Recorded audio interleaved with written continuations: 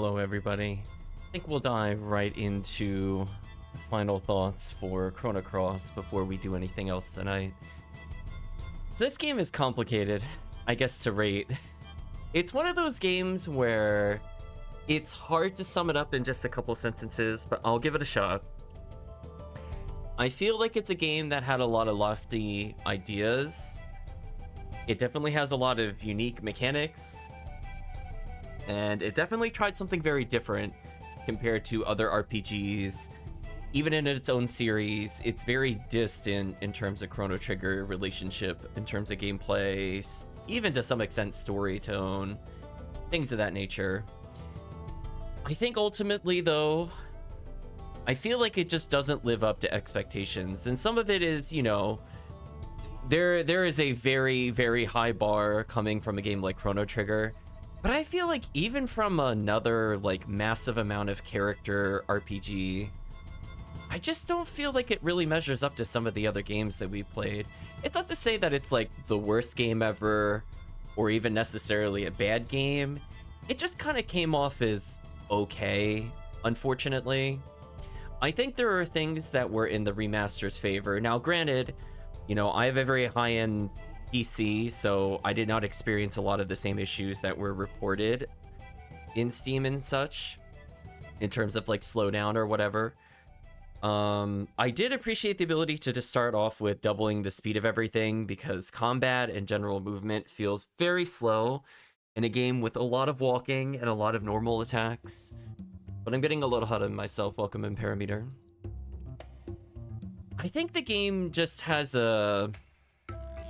it gives off a feeling of being unfinished. I don't know what the development theory or ideas or however the execution came about where we got the game that we have today, but something about it just doesn't feel right. And we'll walk through it point by point and break down mechanics and such, and maybe you'll come to the same conclusion that I did by the end of it. I think it started a lot stronger than where it ended, for sure. I guess where to start drawing some parallels and things to distinguish itself. Kind of right away, it kind of harkens back to the wake up sleepyhead of Chrono Trigger. There are elements of the game very early on that kind of hit the nostalgia, as it were. A little throwbacks, like the 200 gold next to the bed of the protagonist. Instead of like a really tight, fast-paced, turn-based game, though, that involves around a very basic combat system of HP and MP, revolving around a small number of characters, you still have a party of 3, like Chrono Trigger. Except this time, the number of playable characters is somewhere in the range of 45 or so, depending on what path you take. Granted, not all of them are required, most of them are optional. And kind of really early on in this process, you start to see some issues with how the game handles things. Number one, it introduces to you a party system where immediately it's possible to have more party members in the total party slots than the active slots allow, but then they don't give you the ability to switch in some scenarios. Like, I don't know why that ever went through, or who thought that was a good idea to not be able to swap. There's so many little things, chat. I like the idea of having an expanded elemental system compared to Chrono Trigger. And let me be very clear, without going into spoilers yet, this game very heavily leans on Chrono Trigger. I know it feels somewhat unfair to compare them, like, oh, you know, they're on different games. The problem is what the game does with the plot, so unfortunately, we're going to have to compare it to Chrono Trigger. I feel like this game would have been better off if it didn't have Chrono Trigger ties, but we'll get back to that later, probably. And I think where, you know, they want to expand upon more than just like lightning, ice, dark, fire, you know, they want to have more elements, so that's fine. Complexity is not necessarily a downside to add to a game, especially as you cross system/console generations. The problem is more in how it just kind of fed out over time. So instead of having a traditional MP system, instead of having traditional XP, instead of having a lot of traditional things, you're met with the star levels, where important events drive experience. So you will not get stat ups, and you will not quote-unquote level up or gain a star level until you fight certain bosses, essentially. So there's no such real thing as like power leveling in this game.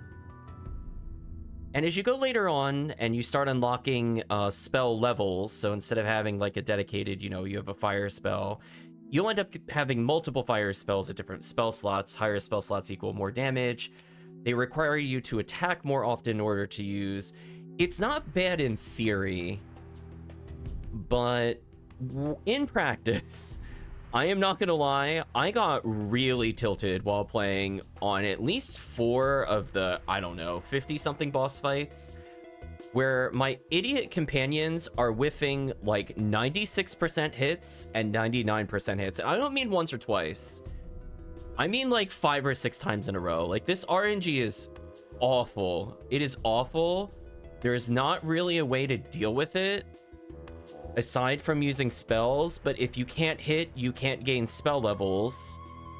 So it kind of just forces you to deal with a lot of really bad RNG. I think it did actually make me restart a boss encounter once. I never do that in games, chat. I almost never, ever willingly do a boss again unless I really think that there is no hope to do it. And the fact that I did it in this game of all things shows that I think another pass needs to be had. Like, we have done low-level challenges on stream, we have done challenge runs, and I'm like, listen, we're just gonna leave the boss fight. And I think they knew to some extent that there were issues with the combat, because this is the only game that I can think of, and chat can correct me if we have seen something like this before, where you could just leave the boss fight and try again. I don't mean like reset the game or like go into a load menu or purposely die and hit retry. I mean like you literally escape the boss battle and then it's like they'll chastise you and then they just sit there awkwardly waiting for you to re-engage them and then you fight them again. So I feel like to some extent even they knew some of it was a little unfair where like sometimes just bad luck happens.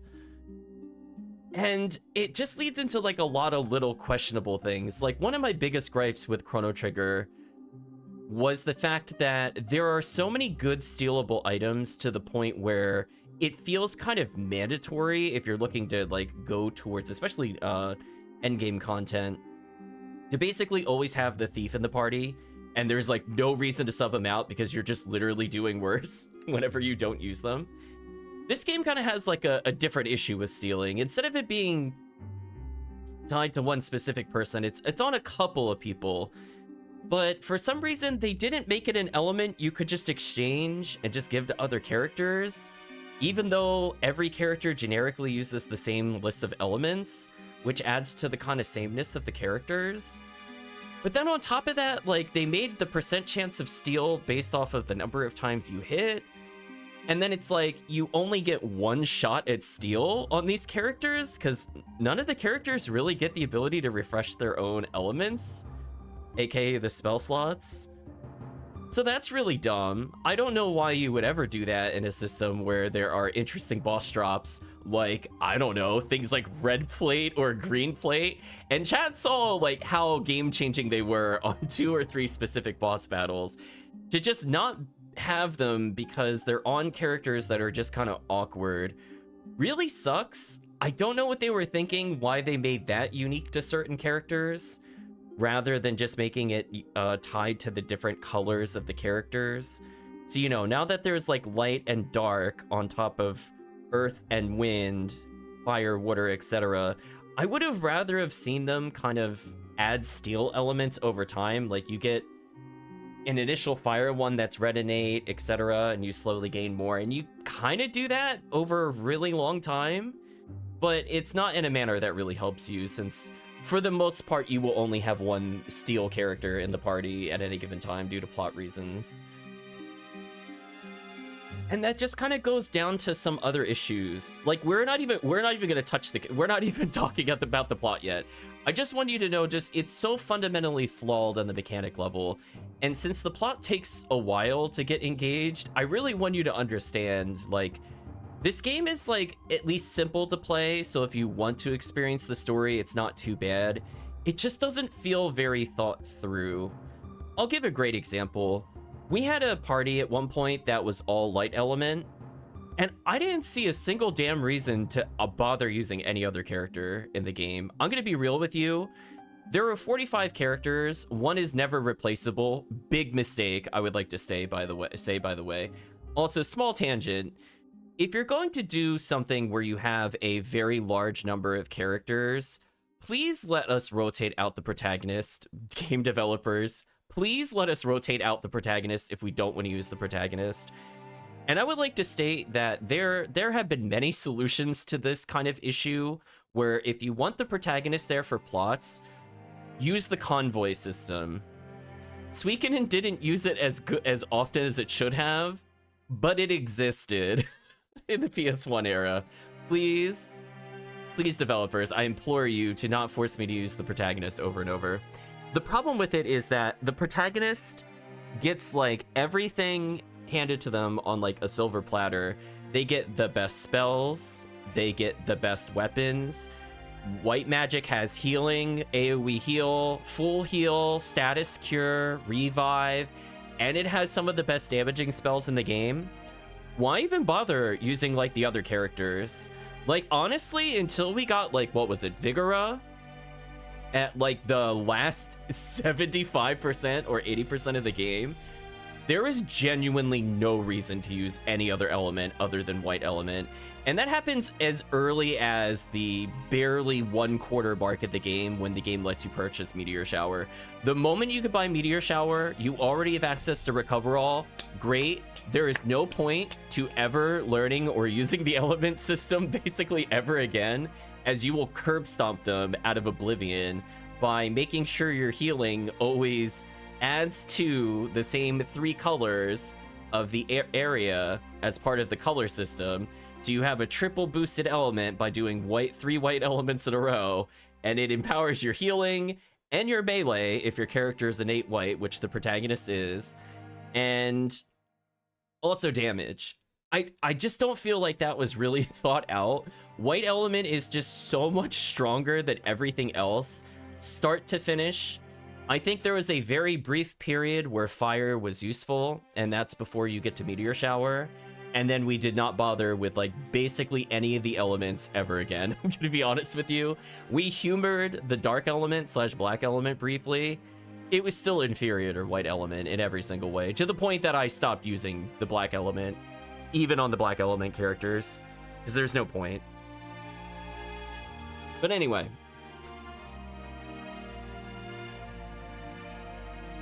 So disparity aside, the protagonist gets everything, and a lot of the characters are very samey. They tried to make the characters a little unique by giving them different grid growths. So for example, I might have 6 level 1 slots for this character at high levels versus 4 or 3 or 2 or whatever for certain characters. Welcome, Calvisham. Unfortunately, with all the spells being kind of the same, and the spell balance in this game being really, really, really out of whack, there's just no reason to bother using like a majority of the other mechanics. Like, I could sit here and tell you about summoning. That's pretty much a pointless system. Like, round of applause, it was not useful in any boss fight. And even if I did use it in a boss fight, it's more in the sense of like, it's overkill. I still didn't need it to win. It didn't feel like I sped up anything. I didn't feel satisfied using it. Then like some of the better spells are behind trap elements, one of my least favorite mechanics that you can have in RPGs, where you have to put a trap down and then have to hope that a certain enemy uses the ability so you could steal it. So it kind of reminds me of the draw mechanic in Final Fantasy VIII, and I really did not like that. I did not like that at all. Granted, we don't use up the spell, at least, after we gain it. But it's just like a lot of busy work where you're just kind of fishing for them to have certain abilities. Summoning's like that too. You just have to kind of fish or look up in a guide what enemies even have the summons. You get a hint on, I think, 2 or 3 of them in the game. The rest you're on your own, which really sucks.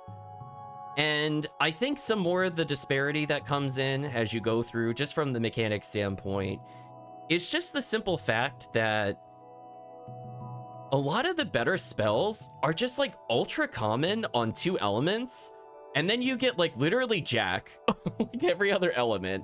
Like you get a couple of dark element AoEs from enemies. I'm like, okay, that makes up for it when you're forced to use it in the game. And fire element is like pretty common. We ended up like with a hilarious amount of infernos. But then like you look at the blue element and I'm like, what did I get outside of this optional drop? Pretty much nothing. Did I get anything interesting in wind at all the entire playthrough outside of what I stole? Did I get any single interesting earth elements the entire time that I played? I don't think so. A lot of the times, there was just kind of no reason to not just spam Meteor Shower, which is, I think it's level 4 magic, so it's pretty strong inherently, and it fits into basically every slot that is available.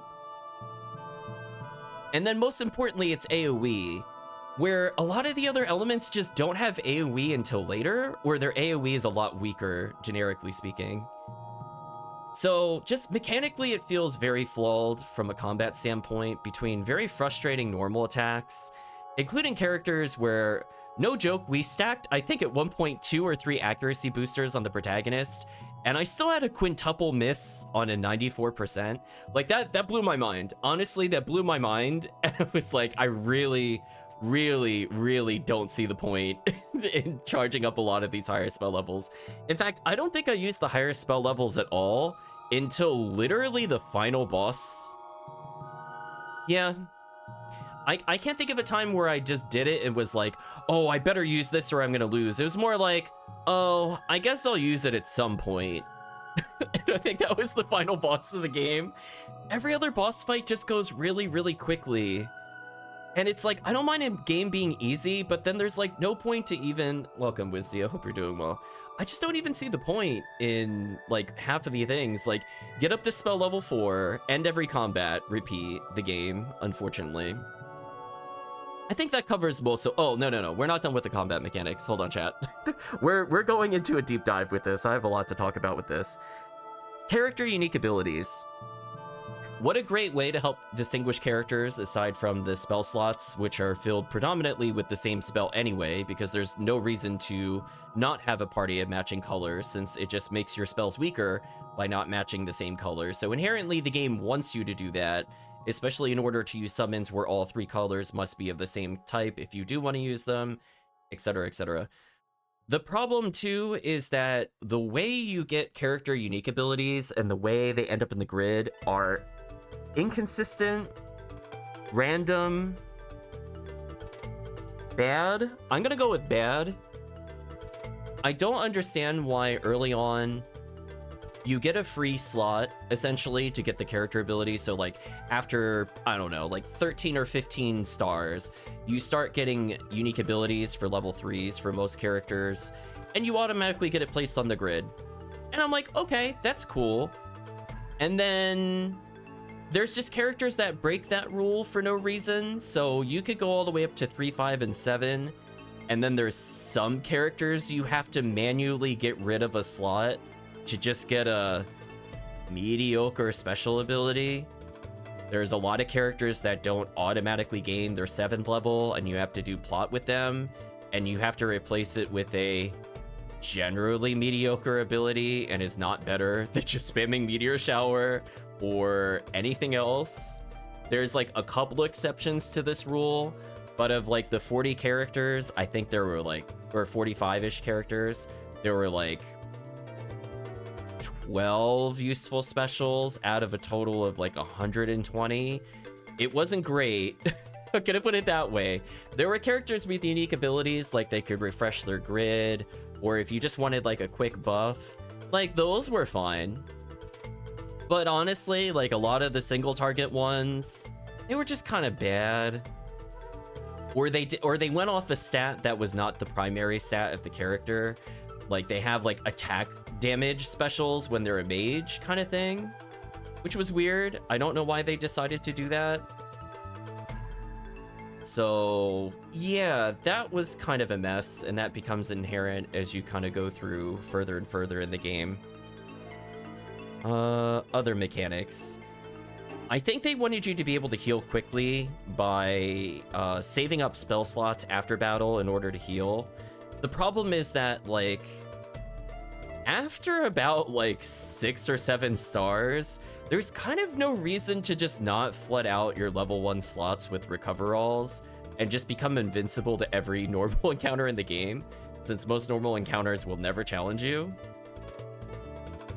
So it felt kind of weird to just be basically invincible to every fight. Like, there were a couple times when we were in the playthrough where it's like, oh, I took damage, I guess I better go fight something and get a fast heal, question mark. So ultimately, the way it kind of influenced the gameplay is that if I couldn't cast a very quick level 4 meteor on the protagonist to end the fight, I just focus on a team of melee characters, and I never really had to change that up outside of 3 bosses the entire game. I do feel like this game suffers from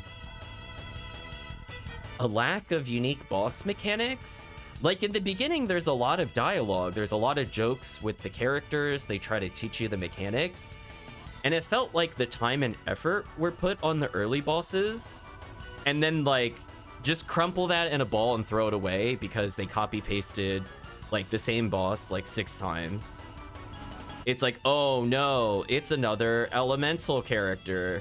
Oh, gee, I wonder if it's just going to hit us with melee or an AoE spell. How will we solve this today? And the answer is just make the protagonist whack it to death, and then he's just OP. Like, just there was no puzzle solving. There weren't really boss gimmicks. So I feel like a lot of the tightness of the bosses, and especially compared to Chrono Trigger, just were not there. So it led it to feeling a lot more average, a lot less memorable. Like, how many random bosses did I fight that just... I can't even name most of them, because they were just kind of like, oh, I'm the big bad, defeated. I guess we'll just not talk about it again.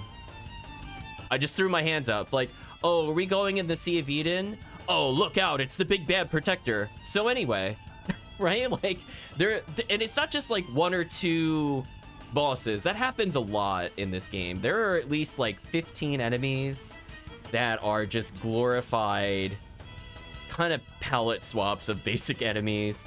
I don't even know what some of the bosses did because they died so quickly. So that was kind of disappointing. I'm going to go back to a point I was making earlier about the different characters. So I think their intent was that you are supposed to pick characters that are opposite in element for the most part of what you're fighting, unless you're looking to be tanky, then you match them. The problem is that melee attack greater than every strategy in the game. So you're already forced to melee in order to spell level. So that means characters that inherently have worse melee just do less damage. It's true. It really is true, though. So, you know, unless you were hitting specifically the boss weakness, you're just kind of wasting your time with mages. So ultimately, I would say 3/4 of the bosses in the game just became attack once or twice, swamp characters with the D-pad in order for them to gain stamina, put level 1 buffs on the protagonist, laugh as that's so powerful that he basically one-shots every boss. And that was our entire game experience. I think the last 25 bosses, I don't think I did anything different. I'm just like, I don't know. I don't know. Wistia says melee versus Mage Malice seems to be an issue even today. But the problem is, like, because they made the game so melee-centric, there's not really a time I felt the mages shined outside of, like, 1 boss. Maybe 2. Maybe 2 of the 48 bosses in the game, I felt like it was useful to have a mage. And I think that's the problem with it, where every character has every single spell that is the same. So, like, my setup is going to be the same, so everybody's equally good at healing, more or less. The protagonist is so overwhelmingly powerful with his stats that he could be your only mage in the party and also your melee bruiser for no reason. And because of that, there's nothing that really challenges your characters ever. You might as well just go all melee, because your stats don't impact how effective buffs are. And honestly, if there was any difference in doing like level 1 buffs and level 4 buffs, I don't think it was really relevant, especially for things like Hawkeye or potentially Vigora later in the game, where it was like just using them at any level was good enough to just let the pro tag solo everything. I could literally just defend with the other characters. They're basically there for show and have no purpose in boss fights. So it's kind of disappointing on a combat level. It's not as engaging as its predecessor. I don't feel like it's as fast. I don't think it's as tight. There's a big problem with the RNG in this game. We've seen the absolutely heinous, atrocious starts where I just whiff 4 or 5 times, or at one point I think it was 6 times in a row, 91 to 94%. And I just can't even get the battle started, and it's just out of my hands, which is not a good feeling for a player, I will state. I think there's a lot of things they could have done to make the characters a bit better in that regard. They tried to have other levers to say, like, you have 7 action points worth of moves. Spells have different, or spells impact a set amount each time. And melee attacks, if you want to do light, strong, and heavy, or however, or whatever you want to call it, fierce, I guess, use up different stamina. But I feel like it didn't go far enough. Like, level 1 spells should have used way less stamina, and higher level spells should have burned more stamina. And I feel like they should have capitalized on it a bit more, and they should have had it so that there's like minimum spell levels the character will maintain. Like if there were items that stopped you from going below spell level 2 or spell level 3, I feel like that would have made it a bit more interesting to play the spellcasters, to just immediately be able to cast spells late in the game. I'm not saying this is something you should have at the beginning, but honestly, it's really dumb to have to split your stuff between like, oh, I could get accuracy, attack power, and magic. Or if I don't do that, I'm just gonna whiff randomly as a mage, and I need to hit as a mage, but I don't do any damage as the mage, because the thing that I just want to accuracy boost me is not as good as if I had just stuck with magic seals. And meanwhile, the protagonist and company can just stack accuracy and damage simultaneously, and they benefit more from those 2 stats than the mage does, which is kind of unfortunate. And I think it's just due to them tying those things together. So yeah, we went on a long tangent about combat. So combat does take up a lot of the game. I think a big issue too is that they tried to give combat to have a purpose, because the game kind of does catch up rubber banding stats, where every time you get a star level, characters in the reserve party get some stats, and for some reason they decided to RNG roll stats, which is horrible. I really dislike that as a player, especially as one that wants to keep everybody relatively the same, ... in terms of strength. So we just had some really garbage things where some characters would fight battles in between, and we'll call them mini star level ups for lack of a better phrase, where I could fight 3 or 4 battles after getting a star level up and squeeze out a few more stat points. Ultimately, everything's determined by what their max stats are in the end. But we also had just awful RNG pretty much start to finish with our characters, where there were characters where we read a couple times, they were like, oh, this character's S tier or whatever. We open those up just to talk about it, and then we look at the stats of our characters, and we're like, why would I use half of these characters if their stats are just so bad? Like, a lot of things were like, oh, you know, like, oh, there's a character, we'll name the character H. H is so great. They have such great dark magic, blah, blah, blah. They have a really great grid. And then we look at their stats, and we low rolled everything. This character had, like, 3 strength under the main party, 4 magic under the main party, and at no point in the story did they ever really outstat until, like, 1 star level or something before they AFK'd for a while.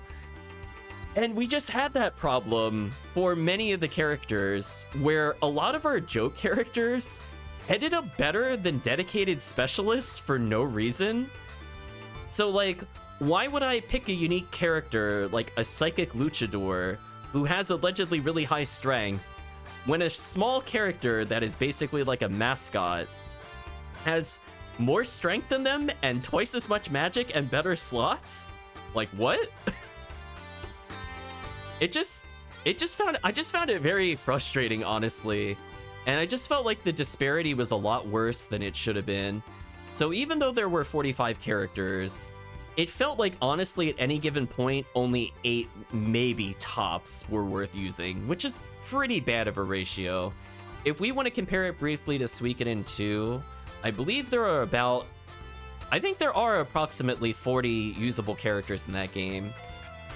And I think where Suikoden kind of has that edge up on something like Chrono Cross is, even though it has the 108 star gimmick, even though that sounds like a huge number, you have 5 other characters you could usually rotate in, and about half of that number is playable. So ultimately, even if there's 45 playable characters in Chrono Cross, there's about that many in like a Suikoden that are playable in most of the Suikodens. The other characters are just like support characters and shop characters. So I felt like my party expression was really limited when I had only 2 free slots in a normal playthrough of the game. And I'm forced to have a specific element, white element, which is better than like basically everything, honestly. And it was just kind of one of those moments where it was like, why bother taking the time swapping out these characters over and over and over to try to squeeze out the extra stats if they're just gonna low roll and just be garbage for like the rest of the game? It felt like Fire Emblem in the worst of ways, where I was like, oh boy, I have a character that got +1 to everything and it's the pro tag as usual. And then I'm like, oh boy, what does the wrestler get? Oh, he gets a resistance point. Oh. Yes, he's useless. Right, chat? Like, right? And it just is baffling to me. I don't know why they did it. That was one of those things. They spent extra time to do that system when ultimately it just feels worse than having set stats. Like, there are ways where you can have catch-up experience, and I actually like the idea of the star levels where you ensure that people in your reserves are roughly the same power level. I just think they really flubbed it in execution. +1 resist level ups are the misery, exactly. And like, that happened pretty often.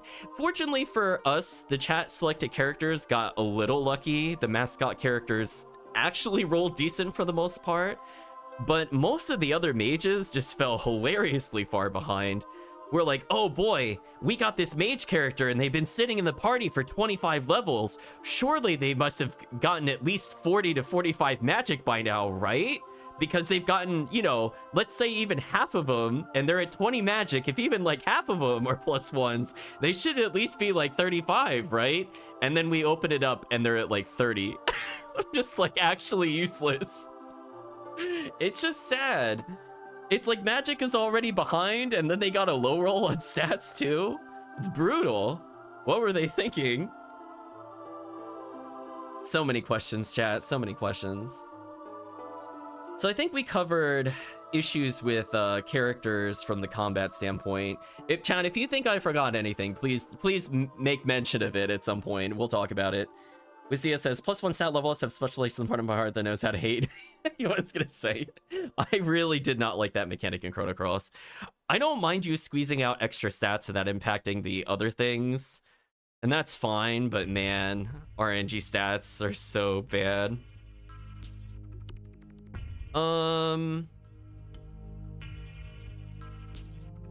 Characters. I want to talk about still kind of combat-ish. I like the idea that you can't just swap whenever.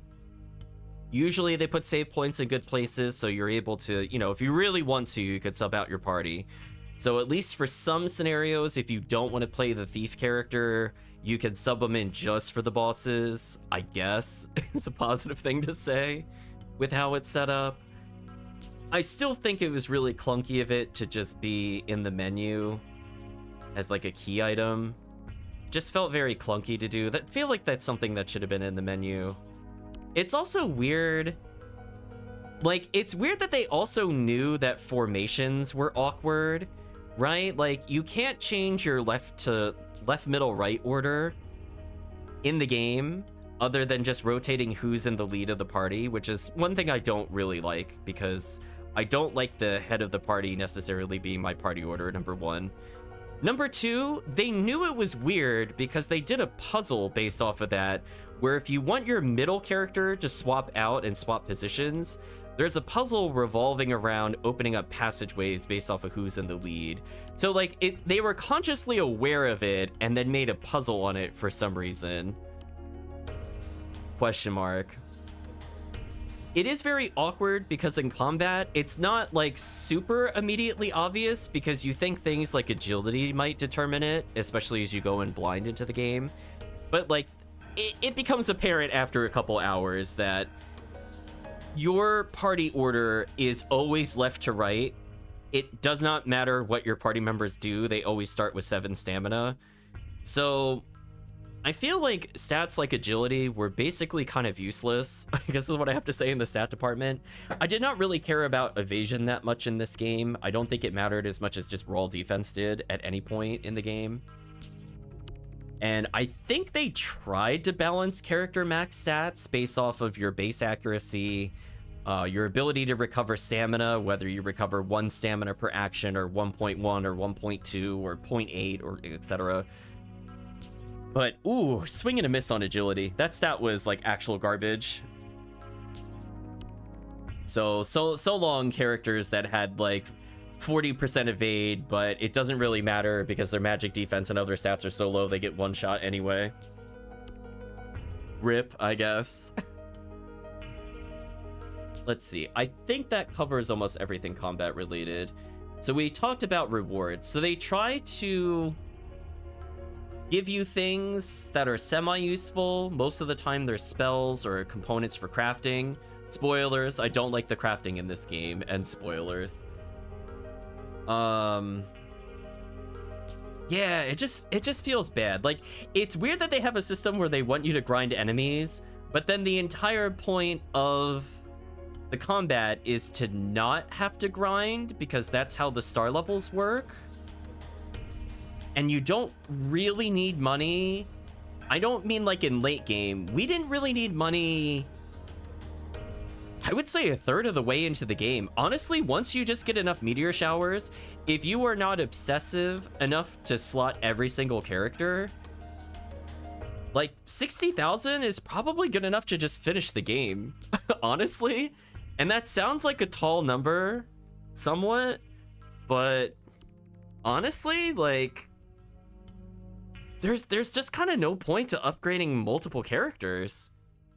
Like, they force you to sort of have to get new equipment pieces as your party goes through a mix-up about halfway into the game. Very light spoilers there. But they all share the same weapons, and they can still use the magic you had before anyway, regardless of who's forced into the party for different reasons. So, question mark? I don't know. I just felt like that also was just kind of a waste of time. We did not bother crafting on a majority of characters. In fact, when we unlocked super crafting, which was optional, we didn't bother using most of it. Like, I set up for it and I went, nah. Just honestly.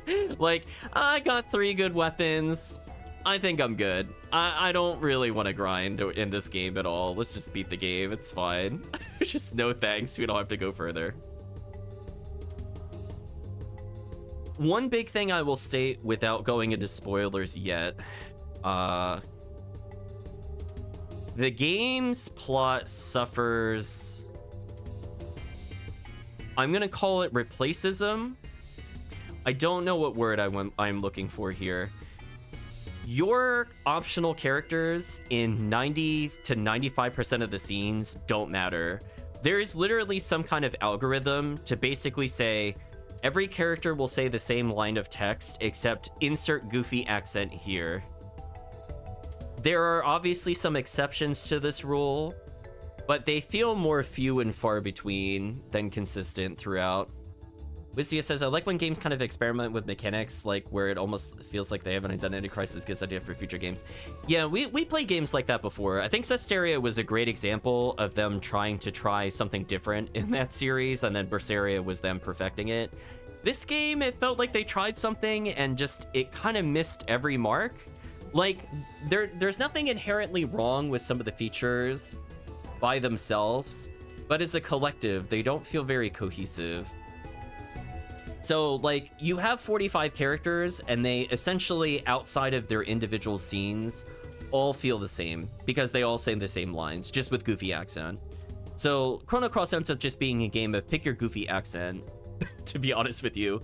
Like, almost all of the characters are interchangeable, I'm gonna be honest with you. There are way too many characters that you could play, and there is just not enough to really distinguish them. I've probably forgotten half the cast. If you challenge me right now to name 20 characters, I don't think I'd pass. I'm not even sure if I would pass with 15, to be honest with you. And granted, I know we name them, we can name every character in the game, but I don't even think I could say chat's names due to like how not memorable they were from a story perspective.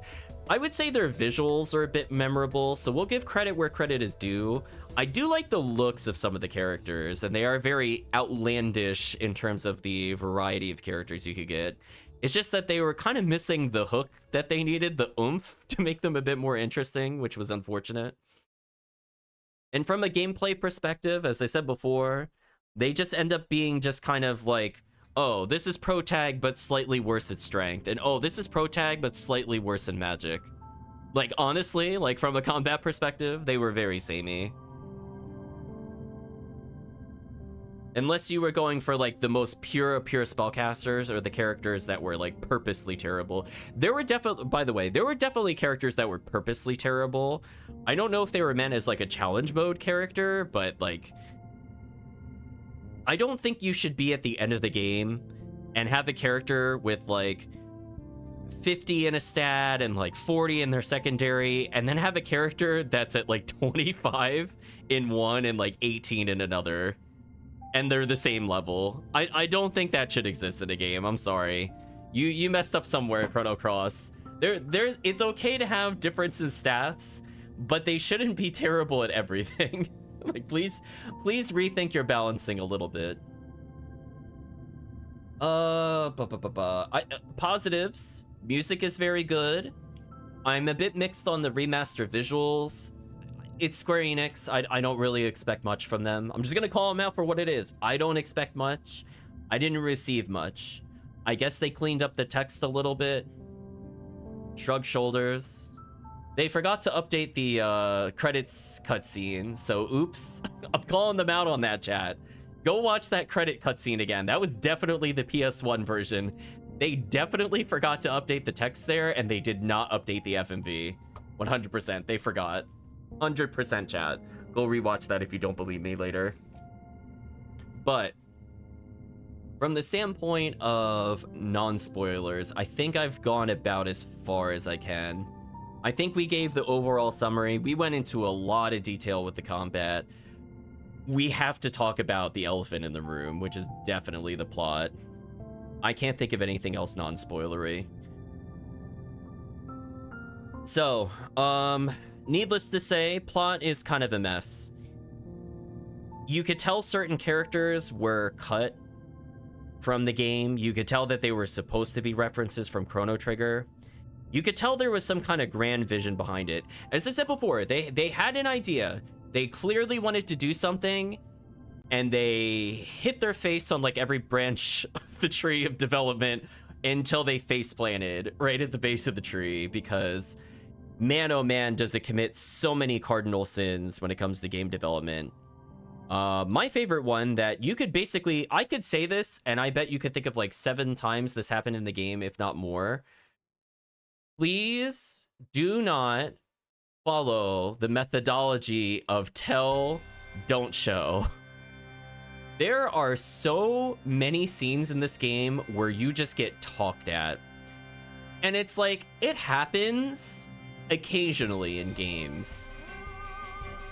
It should not happen as often as it did in Chrono Cross. Like, there are so many scenes. I don't want to spend the whole final thoughts to covering every single one.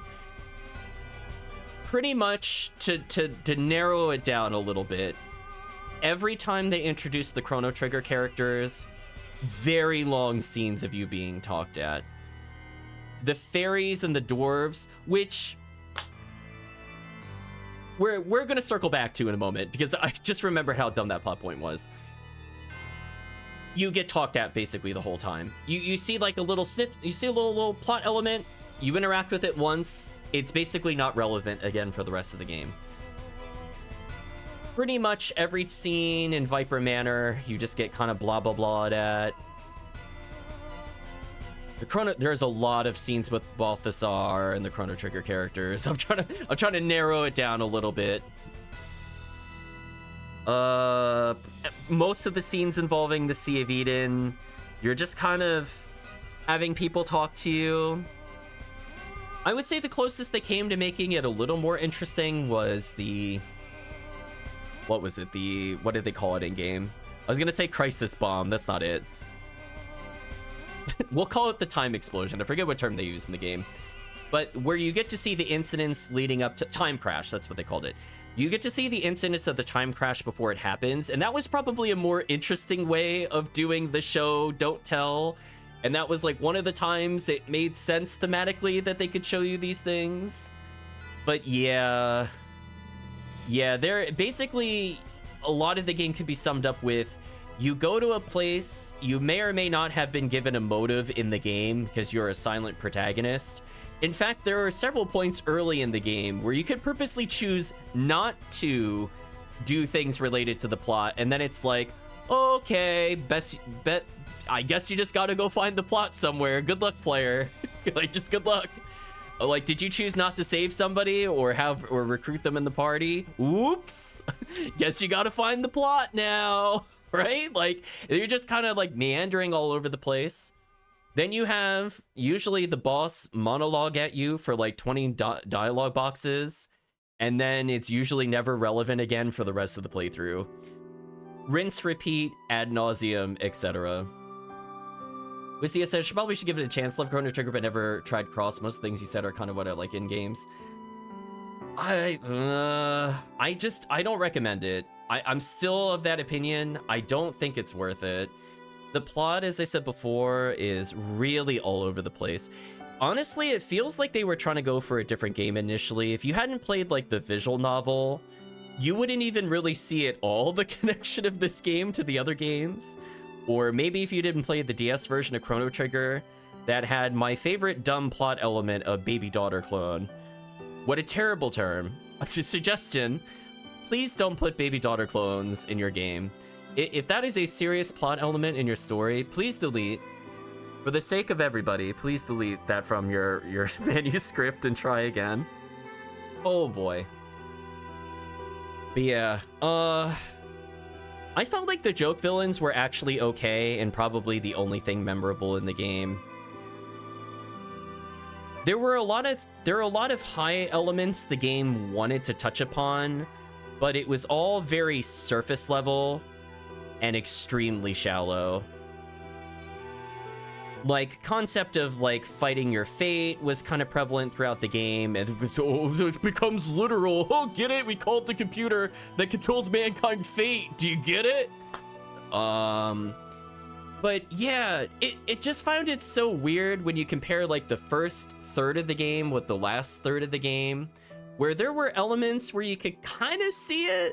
Like, you could see they storyboarded it. Like, you're in an initial town, and there's people talking about how they just kind of give up on life if the save point doesn't tell them what to do. And then you just don't do anything with that information for like 25, 30 hours. I'm like, wait a minute, they're in a dystopia. We're not going to comment on this? We're not going to stop this? Okay. Question mark?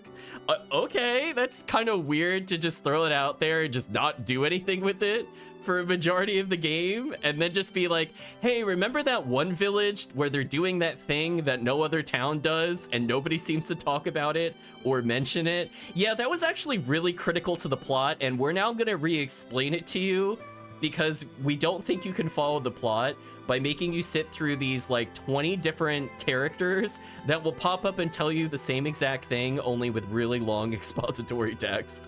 Like, I hope you like just standing there and watching Marley and Luca and Chrono babble absolute nonsense of stuff that you actually have witnessed and don't really need to have spelled out for you, but they're willing to do it like 3 or 4 more times before you beat the game. And then my favorite part was like, even at the end of the game, I felt like they realized like how incoherent some of the things were because they were trying to go for abstract, or they just kind of dropped plot elements for really long periods of time, to the point where the final boss literally has 3 characters standing near its warp for the true ending that literally explain the game to you in case you didn't follow what was happening. That I thought was like an exact embodiment of like, they knew they messed up. I don't think it was like a, you know, I just don't even know where to begin with it. The clone and baby daughter, funniest thing I've ever seen. I mean, but wasn't it true though? Like, we get all the way to the end of the game and they're like, we're going to explain to you the events of Chrono Trigger and the time crash, and then we're gonna go through this again, and then we're just gonna keep babbling on and on and on in case you didn't put it together from like the 3 other times we explained this to you doing the same exact thing. I'm like, oh my gosh. Chrono Cross, please, with the plot. And what I was talking about before, where they're exploring like general ideas, which are not inherently bad in stories. In fact, they're quite good if done well. But like, I could literally summarize the plot of this game as man bad, man came from devil, man evil. Like, that was the whole game. Like, think about every single time something happened, it was mankind's fault, chat. Every single time. It didn't matter what your protagonist did or like what the situation was. The game had to have a oh man bad. Whoa. Like, remember that awkward like 0 context scene we saw in Chrono Cross where there was just a literal genocide of the dwarves killing all the fairies, but then it was like, oh, but mankind moved the dwarves out of the marshes, and therefore it's mankind's fault that they just killed everybody. Oh yeah, totally mankind's fault. Mankind built the giant murder machines killing all the fairies. Oh wait, was that the dwarves? Oh no, but man bad. Like, come on, what was that BS? Plot summary: time travel, man bad, daughter, baby daughter clone. Exactly. You really could summarize the game as that. Although not quite time travel, more like dimension hopping, since this game doesn't do the Chrono Trigger back and forth in time. Unless you count the place that's outside of time, I guess that's the closest in the plot. Well, I guess that also gets into another plot element that really bothers me. So you're playing a silent protagonist, but outside of like the first, let's exclude the first 8 hours of the game. Let's say you go through, you fight for your girlfriend to get the Komodo dragon scales, or excuse me, future wife, air quotes. You go to get the Komodo scales and you accidentally end up in another world, right? Like, okay, you know, take it or leave it as like your plot element, and then you slowly learn about what's happening. Pretty much around the time that kid shows up, aka baby daughter clone, when you're kind of doing these things, you have to start wondering, why is your character doing any of this? And I feel like I've had this conversation with people outside the stream, and I feel like the problem with this game compared to something like a Suikoden or to like a Chrono Trigger or to a lot of other RPGs is that you are not the driving factor of the plot, and your motivations are either unknown or don't matter. You are doing things because the plot requires you to, not because you want to or something forces you to do it from a narrative perspective. So, like, all of the important events of the game happen before the game start. The only thing where you really have, like, we'll call it, like, your hands on the wheel of fate is the ending of the game. If you think about the narrative the game weaves, where everything was done so that you could go to that point in time to make the decision, you were honestly irrelevant as a character, start to finish. I think he talked about the saving grace of the game, Pikmin, only very briefly. So it's just one of those things where it's like, you can literally choose to ignore the plot of the game and the plot of the game will go on. Like, kid gets poisoned, pff, not my problem, and then she's just better. If you just, I guess it implies who healed her. I guess you can narrow it down to like 1 or 2 characters that healed her, but like that's not relevant at all in the context of the plot. It doesn't really come up again in the plot. Everything that you do is completely focused around what Kid wants. The writer clearly really likes this character. I don't. So having to do everything she says is just really annoying. Like, she causes all of the problems of the game. She starts off the point of the game, and the ending of the game still revolves around her. You are just kind of more of a witness to her game than you are the protagonist. So I was talking before with somebody off stream. I think there's a difference between you playing as the main character in the party and the main character of the plot. We were not that relevant to the plot. We are literally an accident that has 2 things that are plot relevant. Otherwise, everything else would have played out basically the way it was, and evil would have won anyway. You're saying revised plot summary, dimension hopping, man bad, cat man body swap. Oh yeah, we didn't even get to that point. We didn't even get to that point. There's so much to talk about from a narrative perspective. We didn't talk about that yet. But yeah, like just walk through the plot. Like just summarize things that happened out loud, and you'll hear like, why are we doing this becomes a common question as we just continue to go forward. So you end up in another dimension, you talk to Kid saves you. You could choose to go with her or choose not to. And if you choose not to, you have to go to where she is anyway. Then you show up in Termina and you could choose to help her again or choose not to. And if you don't, it doesn't matter. She still follows you to the other area. Your choice doesn't matter again. Your choice matters in the sense of what characters you could get. When you have a guide to Viper Manor, why we're choosing to invade Viper Manor outside of what Kid wants, I don't think we have a motive or reason to do so. We come across Lynx, who has a very convoluted story and honestly does not really add anything of interest to the plot of the game.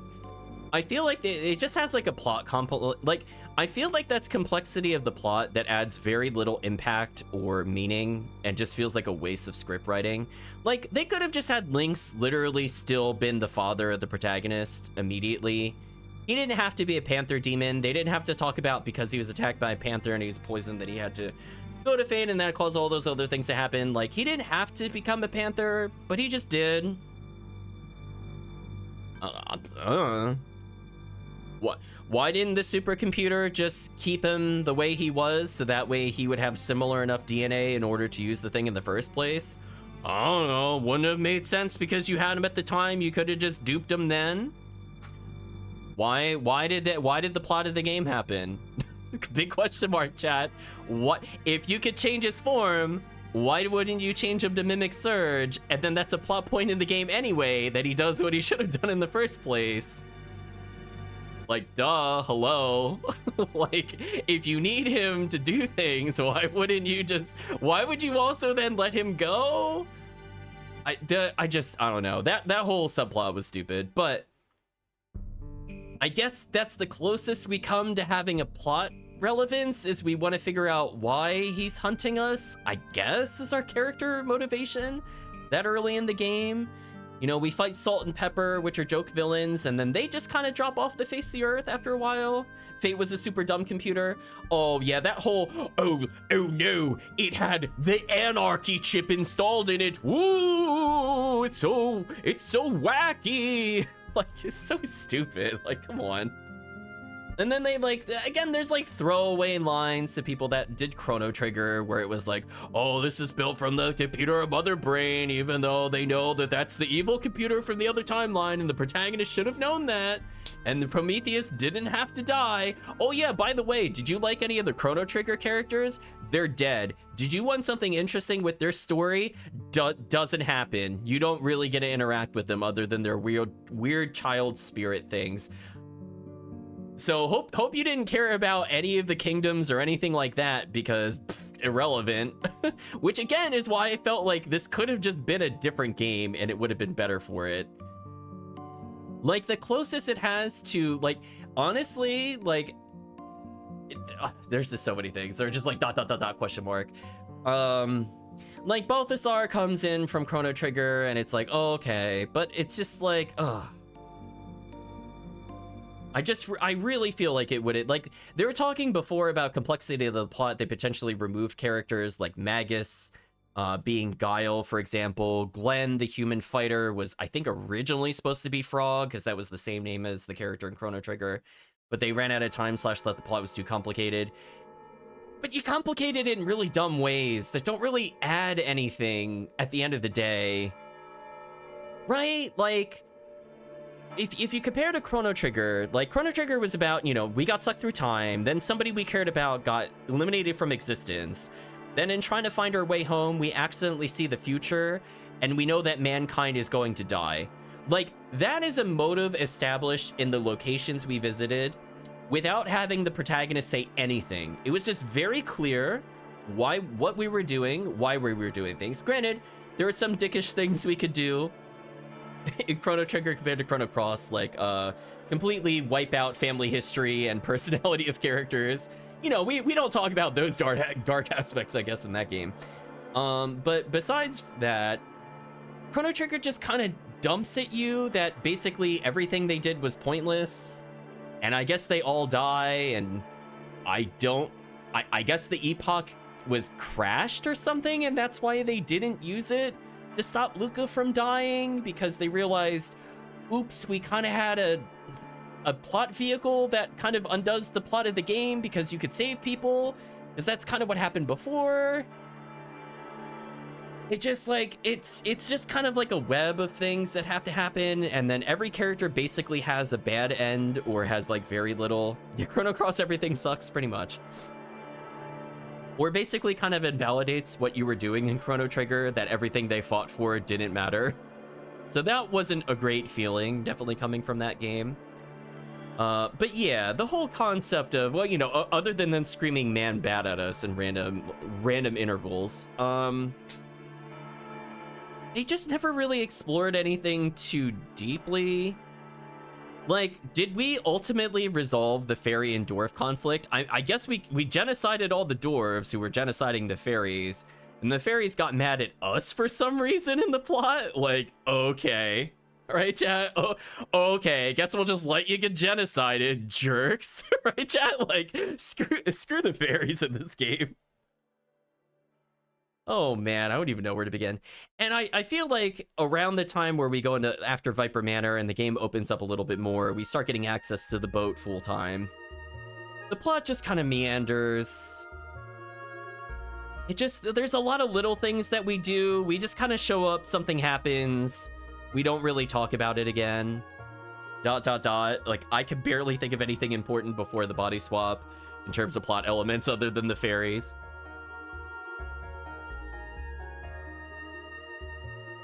I think from the standpoint of, like, it also kind of reminds me of Suikoden 4 specifically, where you're going around sailing and they have, like, this big map, but there's very little to do. I felt like that a lot in Chrono Cross. Like, we unlocked all the dragon layers, and then we find out later on in the game they're going to be the boss dungeons. I've talked about this on many Final Thoughts before, but man, oh man, do I find Go to the Elemental Temple, one of the worst plot elements of RPGs ever. It has existed pretty much since the dawn of time when it comes to games. Final Fantasy 1 was like that to an extent. Like, this is not a new thing. I already felt burned out by it.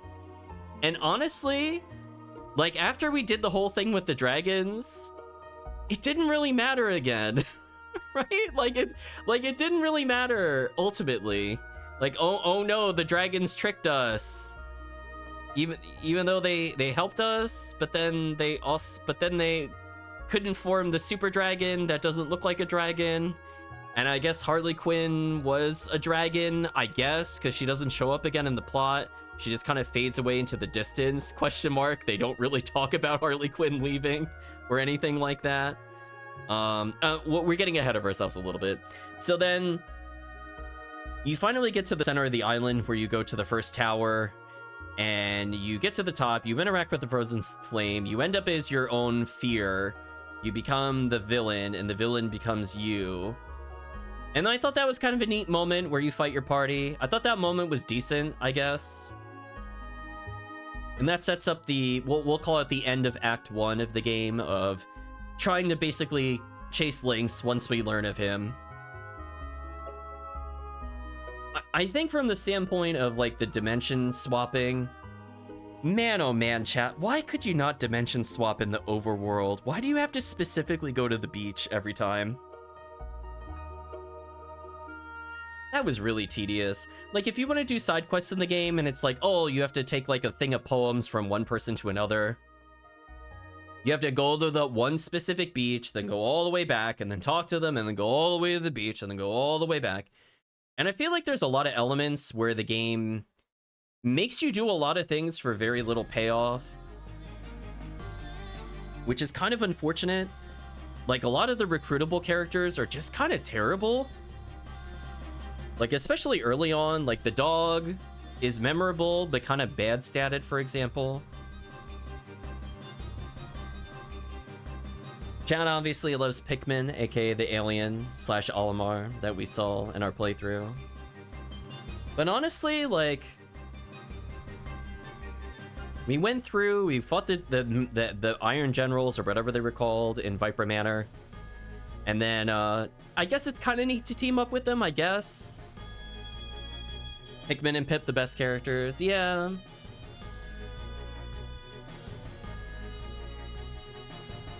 Yeah, so we get body swapped, we lose all of our party members, we end up in the basic, we end up in the equivalency of purgatory / nowhere. And in order to exist again, we need to get to a certain point in the dungeon. And then we get, you know, characters with really, really awful gimmicks of copycatting things, and it's just not worth the time or effort to copycat anything, due to their stats kind of matching the monsters you swap into rather than buffing the character directly. I feel like there were just a lot of really terrible characters in the second part of the game, where you basically recruit a parallel set of characters. Like, honestly, up until like the final 4 or 5 recruits, every character we picked up in the second act was just kind of like, oh, remember that other character that was really good, like Master Chef, who was missable / Lena? Or remember the rock star, or remember the psychic wrestler? Yeah, we have the same character, but just like -6 on all their stats. They're just worse in every single regard. So it's like, hey, remember all those characters you were just starting to like, even though they say the same dialogue in every single scene? Yeah, we're just gonna remove them from you, and you're just gonna have their inferior versions for who knows how long. So yeah, it's kind of brutal, because like you're locked out of dimension hopping and things like that. And so, like, I kind of understand what our motivation is there. We want to get our body back. So it makes us go to the 6 dragons, which is really tedious. I think the only interesting thing where we had, like, an actual choice in the game that mattered in terms of the plot was whether or not to save Marble, I guess. It was a very strange and memorable show when we finally got through with it, where it was, we learned the backstory of the rock star and like the unrequited love. I wish the treatment that rock star got should have been the minimum every character got in the game if they were going to do that many playable characters. He had so many scenes. I honestly think he had more scenes than every character in the game outside of the protagonist, Lena and Kid. I think he had more scenes than Harley Quinn. Honestly, that character had so many unique lines of dialogue, and it was all side stuff, and most of it was skippable. Right? Like, Harley Quinn had a lot of lines, don't get me wrong, and Kid had some lines because she's out of the party at that point. But yeah, he got like all this buildup instead of like the awkwardness that is like if you had the straw doll and then later on you're just like, oh, I realized that I'm not the symbol of love, but I'm actually a curse to mankind. Oh well. Right? Like he has like this sad music thing. He has like 5 lines of dialogue to say, or 5 boxes, excuse me, and we just move on, never reference it again. It's just so awkward. And you kind of get that feeling playing most of these characters. They're just kind of awkward. I like how there's this whole mechanic for using the character that can basically turn into monsters in order to have a monster battler. But the monster battler is so easy, you could just grab like 2 monster souls and basically just guarantee the win. Or I guess if you really strategize, you can win without ever getting one of those upgrades. But yeah, if you just go to like Earth Dragon Isle, you only need to get the monsters that are there, and you just put one of them in each of your teams and you just win, because they're just so overstated compared to everything else. Hilariously dumb. I will say the only time we had a little bit of a challenge was before I learned the gimmick of how Dario worked. Dario was probably the only interesting gimmick boss in the game, and purely optional yet again. He gives you access to like the upgraded Master Mune at that point, and it's just okay. I think that's a big problem with this game. It's like, oh boy, I got 2 extra strength and 1% more accuracy. I can't wait to hit my 96%. Like, I felt weapons could not have been more unexciting to get in this game compared to basically every other RPG. Like, there were several points I didn't even bother with weapon upgrades or armor upgrades. I'm like, I'm using Stone Mail, or I'm still using Mithril on a character. Oh well. Just like, I just didn't even bother. Right? Like, there's no point. I'm like, oh boy, I'm gonna do like 20 more damage a hit. Okay. I don't think this matters. We still do quote unquote too much damage, end quote. Hilarious. So anyway, yeah, we go through all the dragons, which is just kind of a chore. You're basically just sitting through them, challenging you, and then you fight them, and they give you a relic. Why did the Masamune become so murderous? That's a great question. I don't know what that had to do with at all with the one that was used in Chrono Trigger. I don't really get it. They called it Master Mune. I don't know if it's supposed to be like a different dimension Masamune. I don't know. I mean, it's clearly the same to Masa and Mune. Unless it was just like a typo in the original game. I don't know. But yeah, it was clearly the two that formed the sword from Chrono Trigger, including a character that I totally forgot about, Doreen. But yeah, just, I don't know. It's just kind of a mess.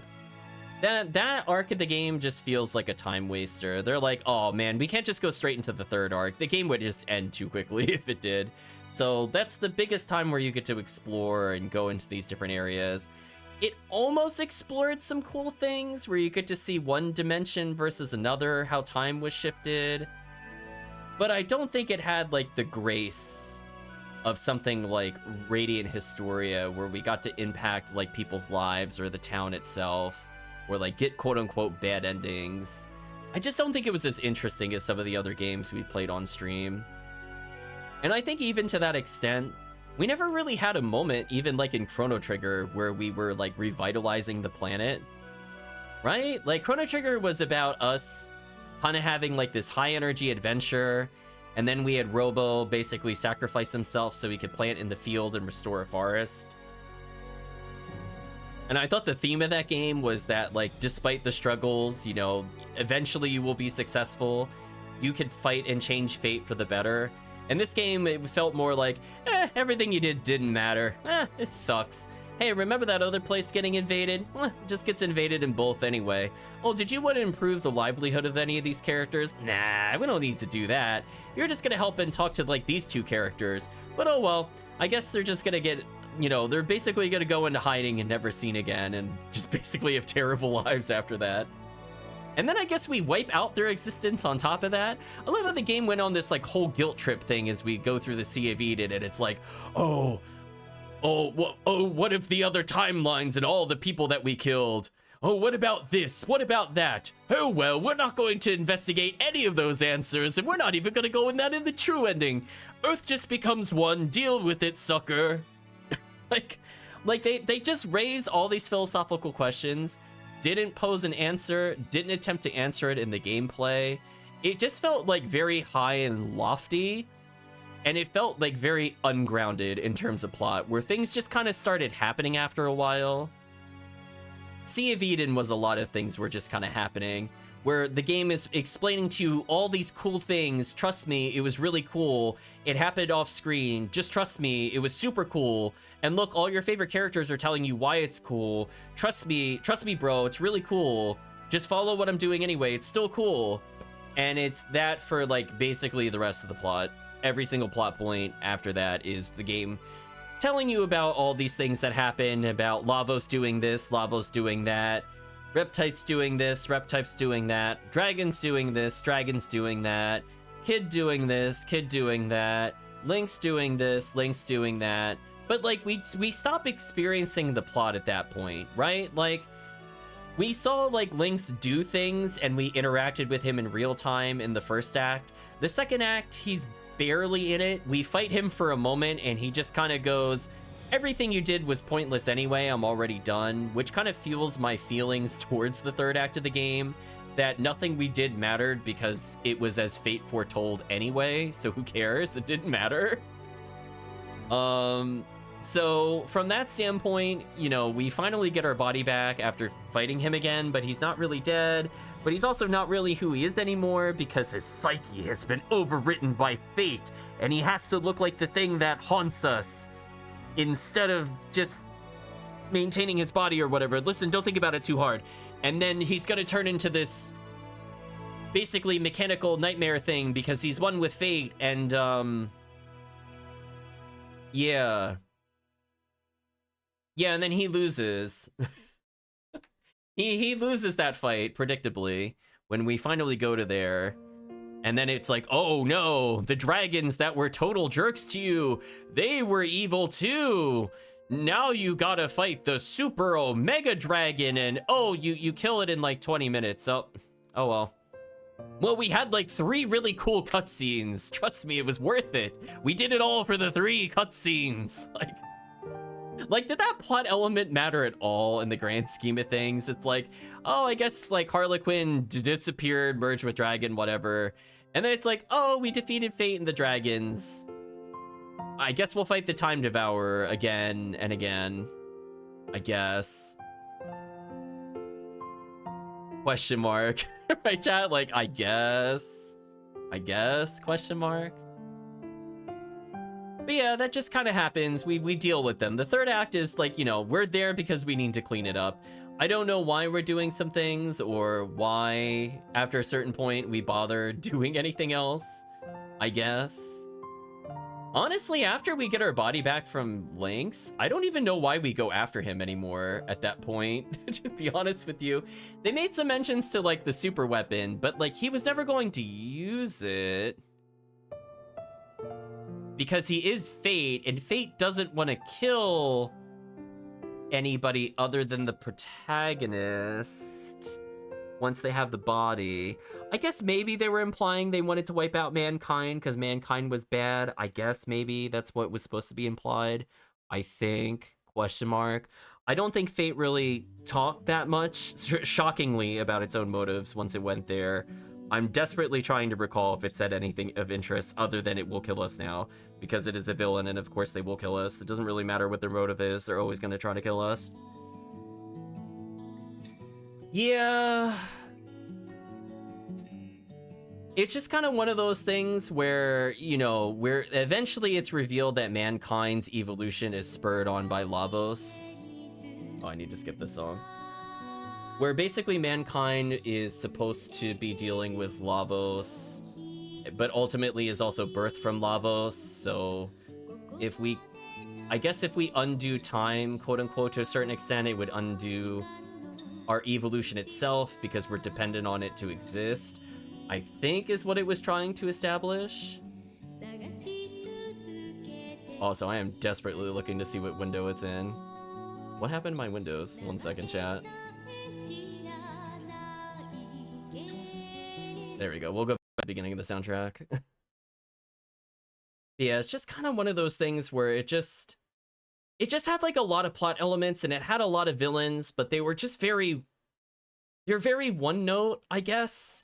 The closest we saw to them having any kind of personality was, I guess, Harley Quinn, technically. I guess was the closest to having a villain with conflicting feelings and motives, I guess. Otherwise, like, they're just very generic, almost like Saturday cartoon levels of death villains.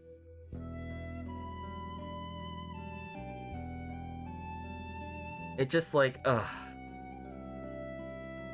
Like, did the game really benefit from having the dragons? Did the game really benefit from having the supercomputer of fate? Like, couldn't it have just been about links in general? Couldn't they have made it more interesting in general? Like, did they need to have all of these other forces that have, like, one note, like, man bad, we have to kill man, man spawn of Lavos, Lavos bad, we kill Lavos. It's just like one of those things where it's just, just wish the plot was a little stronger in that regard, for sure. I'm trying to think if there's anything else I really want to comment about. I think we covered most of the main plot elements. Honestly, it was this them shouting man bad to us like the entirety of the third act. Like, oh, did the orphanage burn down? Man bad. Oh, did you fight fate and you learned about the time? We'll call it the, you know, I'm going to call it the time crisis. I actually like that game. Well, that's because man bad and man tried to become God, blah, blah, blah. But then the supercomputer is still doing all those things too. So I'm like, computer bad too? Dragons bad too? Like, okay, what is your message in the game? That, oh, because mankind is bad, it should just be completely annihilated?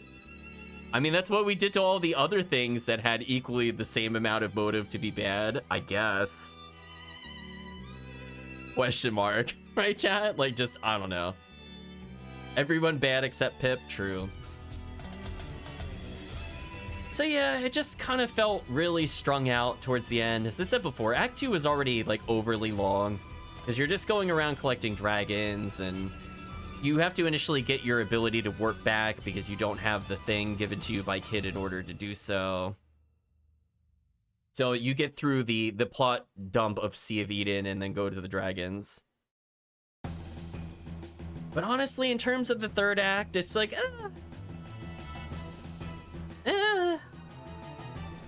right, chat? Like think about all the other things that could have happened in the plot, but didn't really get resolved or go into any detail. Like, remember how Surge basically just became an evil overlord and wiped out every village equivalent, or not wiped out every village, but at least harassed every village? We didn't even try to get our reputation back in the game itself. We saw like an optional cutscene, I guess, question mark. We don't try to fix the world's problems. I guess the closest we do to that is killing Fate, but then we kind of screw over that other village because we don't even have like a hero speech inspiring them to fight Fate on their own, or, you know, throw off the shackles given to you by your machine overlord. We just don't even touch that plot point again. Like, yeah, they were being controlled by Fate, but like then we don't do anything with it either. Or hey, remember all those invading armies? Remember how they were all fighting each other? Well, we didn't really stop them, right? Like, we just we didn't liberate a town at the end of the day. We ended up siding with some of the people that were in the war, I guess, but we didn't really stop it. Question mark. Right, chat? Like, I just felt like there was a lot that was kind of going on, and just kind of it petered out by the third act. Like, how many other plot points do you remember, chat, that were just kind of brought up and were just not really touched upon again? Those, I think, are the major ones. I love the fairies and the dwarves just never come up again or are irrelevant by the time you get to the third act. Purge to Wicked, yeah, something like that. Pip was good because they were an angel because the genocide species with meteor shower. So true. Look, sometimes you just have to purge everything. That's what the good guys would do, according to the game, question mark.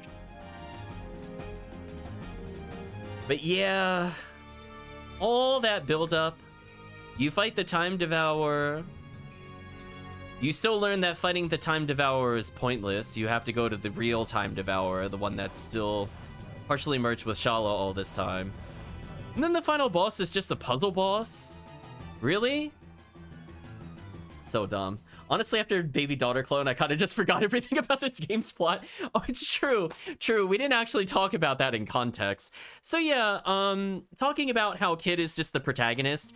Kid is both simultaneously the protagonist and the villain of the game. Because Kid is Shala, but not quite Shala. It's the Baby Daughter Clone.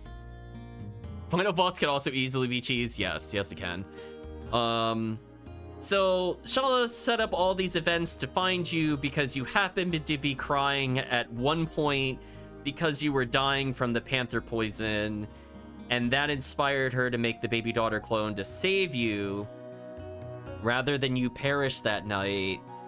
So that way the events don't happen that way, I guess, and that creates the two worlds. But then the other world realizes they messed up because they don't have the original you, even though they're able to reshape people, and you would think that if they had the DNA match of somebody needed to run a system, that if you could manipulate the DNA of somebody, wouldn't you just manipulate their DNA to match the other person? Well, anyway, if you gloss over that very obvious issue aside, you could then, I guess, go through and realize that everything's still based off of what Shala does. So Shala becomes Kid. Kid's trying to fight Lynx, but doesn't really remember her original self. She kind of has like blackouts every now and then, I guess. Shala's other half-self Baby Daughter Clone for the other timeline dimension. You know what? That's actually sadly true. Yeah, the half-selves from Wild Arms are here. And then on top of that, like, you're kind of going through and you are just kind of watching everything she did. So she saves you, so that causes the split in the worlds, but she's also the Time Devourer, who's the final boss. And she's also technically teamed up with characters like Balthasar, technically.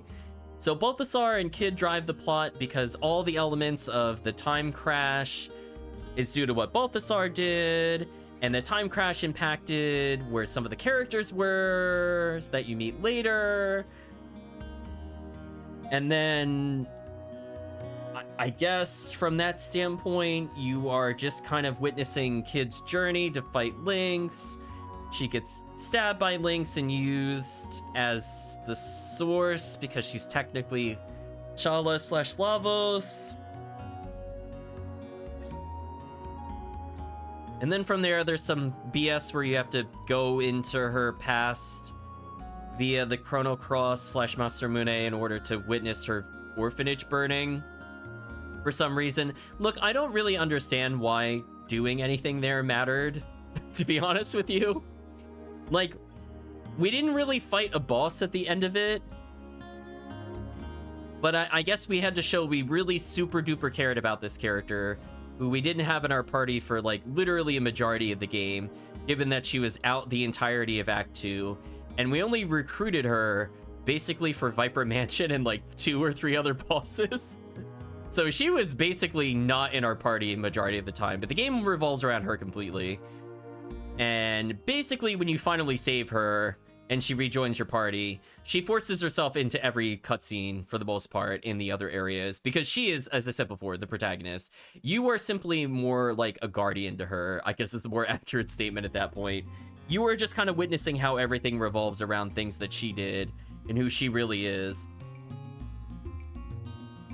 And also, she briefly remembers herself conveniently at the time, so that way she knows that she could use the Frozen Flame very conveniently at that time, so that way it could free the 6 dragons, because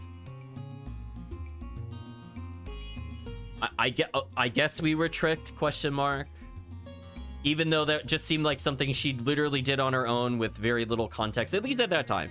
You get some context later, but she basically just causes problems with you throughout the game. Like, she gets you captured in Viper Manor.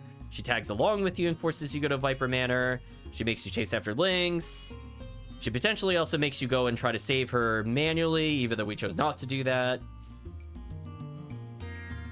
I guess it was supposed to be really dramatic when she got stabbed, I guess.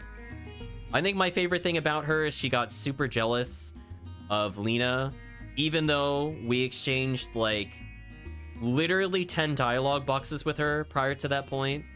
But she's, like, totally jealous of us and us having somebody else that we've talked to for longer and have seen longer and also partied with for longer.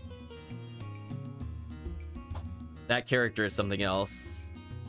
She just comes across as very immature.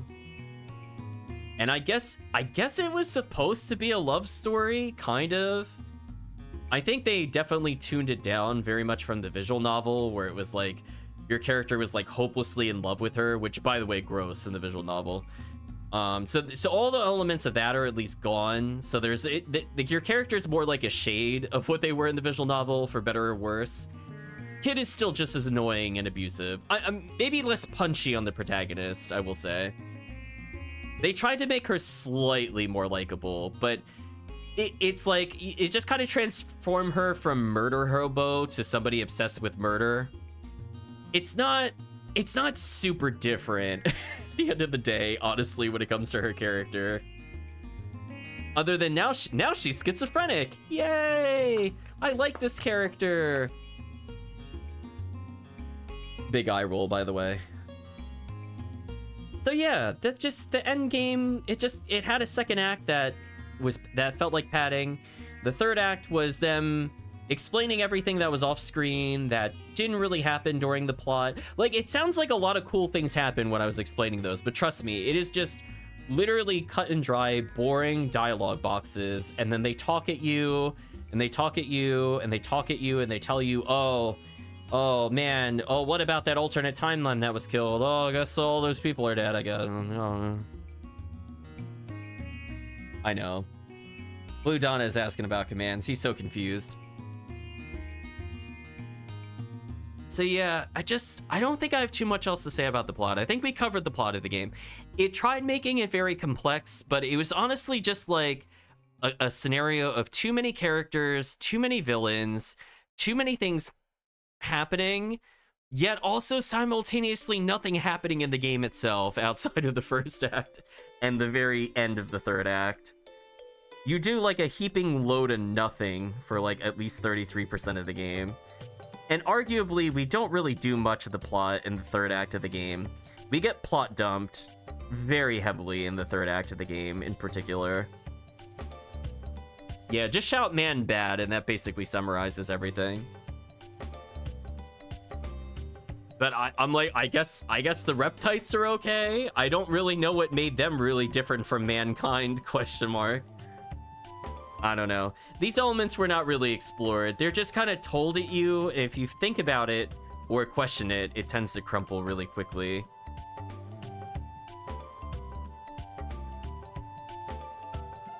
So it was just unfortunate. I think the game would have definitely benefited from not having the Chrono Trigger tie-in. I think there's elements of the game that are salvageable. I think there are elements of the game that are actually decent, but as I said before, it needed more like high-level vision, just like rewards and dungeons, character stats. We should not be in the final dungeon of the game getting like a basic item that I could have crafted better before that point. I'm not going to apologize for that.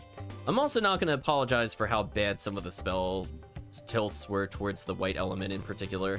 White element, we got like a bazillion full healings and lots of chances of holy light, and then it's like green and earth.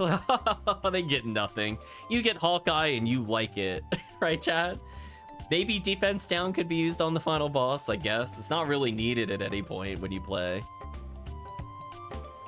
So yeah, it's just kind of unfortunate that, you know, there's a little bit of characterization in when you recruit the initial characters, and they have their like one scene, and then they're basically pointless. It would have been really nice if in a standard playthrough, without needing to do New Game Plus shenanigans, you could have swapped out characters to have your own party and play the game that you wanted to play. It definitely would have benefited from the convoy system, and it's weird because it has elements like that. Like, you don't have to have Radius in your party for the Sea of Eden stuff. He'll join automatically for cutscenes. You don't need Kid in your party for some of the cutscenes. Yellow was an element that existed. That's a good summary. So there are definitely times where they're like, oh, you know, we're going to force the character to be in your party, quote unquote. So it's like they knew, they just didn't follow through, which is unfortunate. So definitely a little sad in that regards.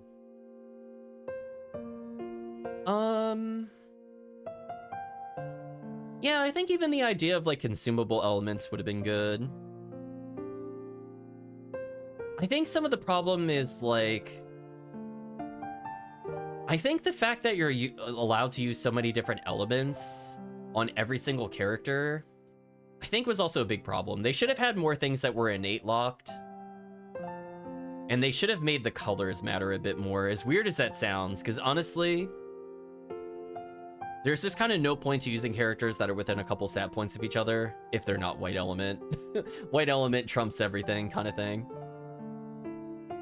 Which is kind of sad. You don't get to choose your primary party element or whatever.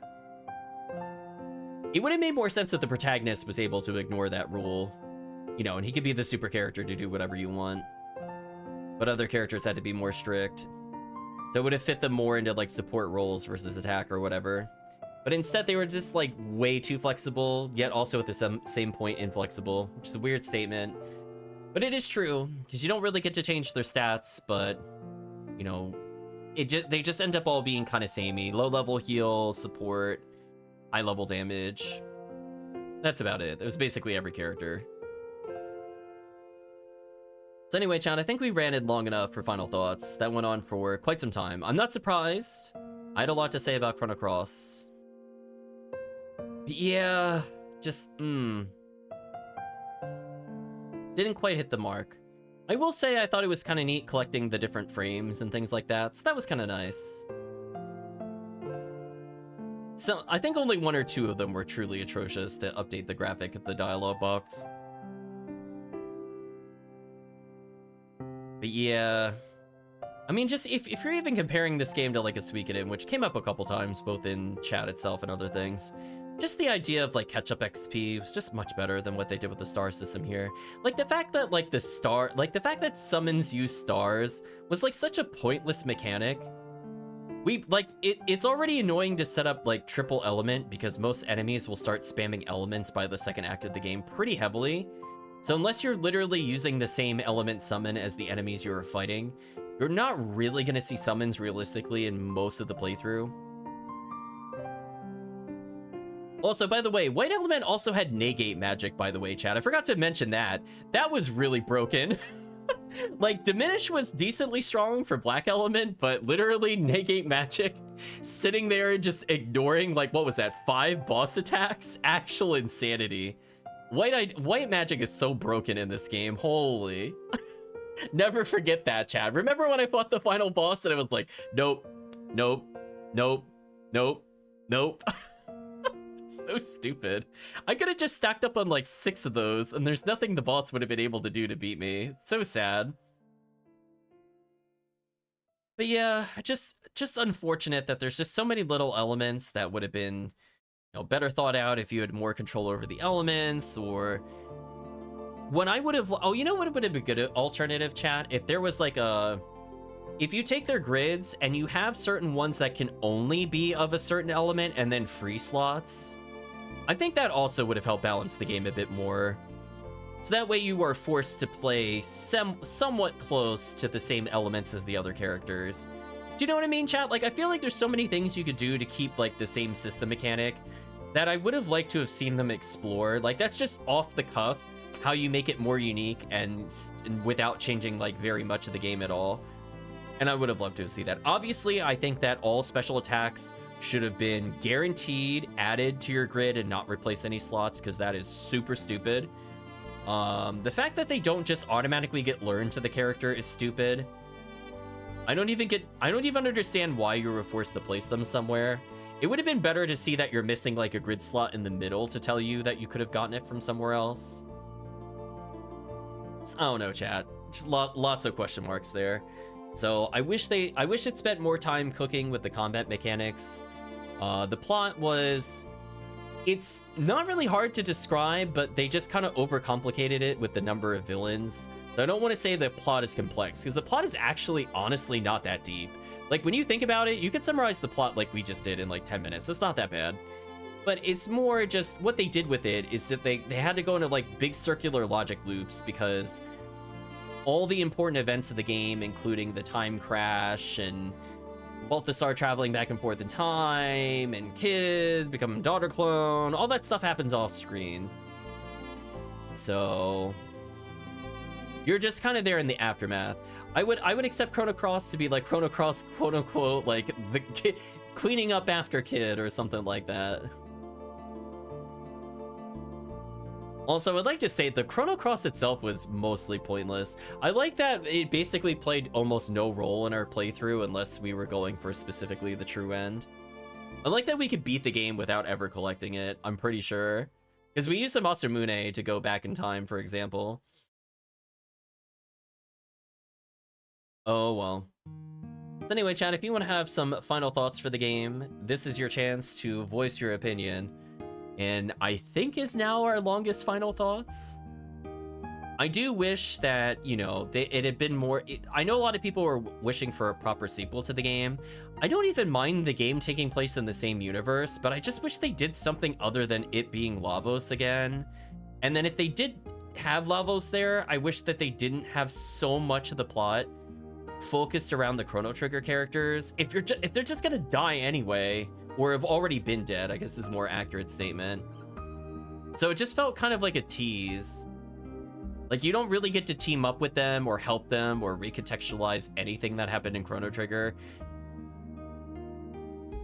Pip good, baby daughter clone bad, yeah.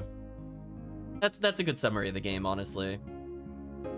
But I think we covered just about everything. We talked about crafting. I didn't like the crafting where you have to fight different enemies and you form like very similar items that barely increase your stats. Oh, Squarets is a good summary of the game. I feel like some of the... I feel like even though they... Okay, one positive thing I will say. Even though they have more accessory slots, which I think is good, I think that benefits the system to have more ways to customize your character in combat or play around some weaknesses of character. Even though they have that, a lot of the accessories and weapons were just kind of lackluster. I'm gonna be honest with you. Like, weapon upgrades mostly didn't matter. We had limited accuracy boosters, which kind of sucked. Magic up was okay to get, but by at least the second act of the game, I didn't really see a point in using spells. I would say early on, we did actually use spells a lot more in the beginning of the game because we just didn't have like the raw stats yet. But once we had the stats, and then obviously, you know, we got the equivalency of the rainbow items, magic was like pointless. Other than for like normal encounter cleanup, and we would never bother stacking elements or caring about whether it's like black element will weaken our magic, so therefore we should use a different spell. Like, that didn't matter. White magic was so strong, it beat like the weapon triangle equivalency in Fire Emblem. It's like you might have like the, you know, the sword, the spear, and the axe, but in the middle is just the god of white element. Take that triangle, beats everything. There is no weakness, only murder. Honestly, it was just kind of insane how overpowered some of that was. I do think there were elements of a story that was interesting. I will state again, like, I think some of the recruitment stuff was somewhat interesting, even though a lot of it still ends up being them talking to you about things. And like, you can't always avoid it. Like when we had car crash at the grave, for example, with the big reveal of like Dario's fate. Like, there's some things you can't avoid because like not every event will take place at the same time as the story. It's just that 80% of the story is actually done and we don't realize it. Like, by the second act, that's like the last new thing that happens until the dragons form. Everything else is just plot dump, which is kind of sad. I do feel like there were some unique enemies in the beginning, like we had the dodo charging up, and those enemies at least had a little bit more strategy to them, but as I said before, somewhere after Viper Mansion, and definitely by the time we got to Act 2, like early Act 2, like not even when we had a full party Act 2, where we basically just all melee monsters, and I basically got rid of every mage at the earliest opportunity to replace them with anybody else. So definitely very, very unfortunate. I think I would love to see if this game ever got like a mod or a patch. Maybe we'll revisit it mechanically, if that is the case, just to see what the differences are.